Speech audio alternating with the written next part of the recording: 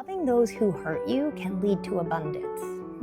Hi, and welcome to Launch Your Rocket. I'm Jen Smith, and this is a little bit of faith that actually makes sense and you can apply. We all want the same things in life: peace, love, joy, and abundance.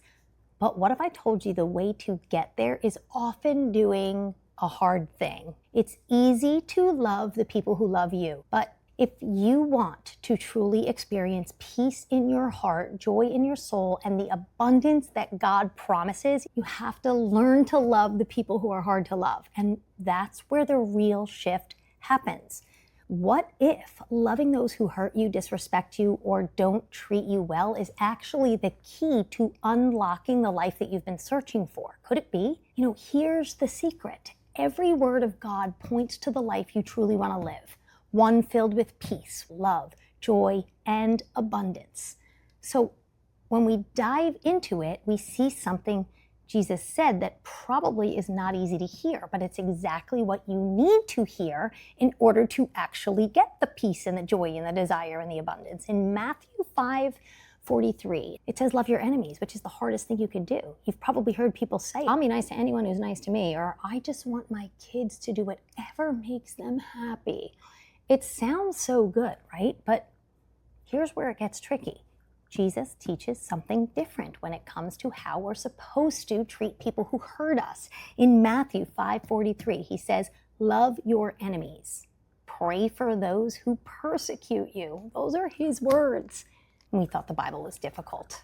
Imagine this, you had a bad day. Someone cuts you off in traffic, or your boss sends you a harsh email. Maybe a friend has ignored you or said something hurtful about you, and you feel angry, frustrated, and hurt. What do most people do? We react.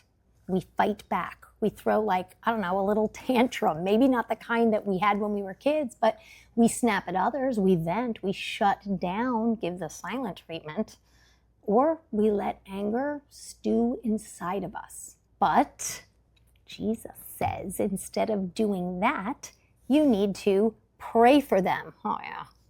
Not just ignore them, not push them away, but actively pray for them, even if they hurt you. This isn't about being weak. It's about choosing peace. It's about choosing God's way over our natural instinct to react. Why is this so important? It sounds impossible, right? Well, here's the thing. Loving only those who are nice to you is not special. Even people who don't follow God love those who love them. What makes us different is when we choose to love even when it's hard, when we choose to love even the people who don't deserve it. Why does Jesus want us to do this? Well, because it's a way of showing the world we are his children. He didn't just love us when we were doing everything right. He loved us through our mess too, through our mistakes. And he's asking us to do the same. Our mistakes. Funny, we don't really see ourselves there. We think, oh, we're not bad people. Do we ever have jealousy? Do we ever envy? Do we ever covet what a neighbor has? All of these things are the things that I'm talking about. There is power in loving the people that are hard to love. Loving the people who love you back is so easy. It's like buying a brand new car that you already know you're going to love. But loving those who hurt you or those who aren't easy to love is like buying an old car that needs a lot of fixing. It's work. It's messy. Oh, but it's so worth it. And when you choose to love those who are hard to love, you're changing yourself. You're not just doing it for them, you're doing it for you. You're building a heart of peace, a heart of love, a heart that reflects God's character. What happens when you have a heart that reflects God's character? You attract the life you desire back to you, the life of joy, peace, purpose, and abundance. So let's take action. Let's try this. Start loving differently. The next time someone's rude to you or someone hurts you, instead of reacting the way you're used to, pause and pray for them. Ask God, help me love this person the way you love me, even when it's hard. And if that's too hard for you, say, God, I'm praying for this person even though I'm really angry. Just say that. And then let it go. Don't carry that anger. Don't let it spill out. Choose to respond with peace and love, and that's what you'll start attracting. Start praying for your enemies, even those who hurt you. I hate even saying the word enemies, but the people you think are your enemies. Pray for those who hurt you, and it's not because they deserve it, but because it's a choice that will lead to the peace that you're really after.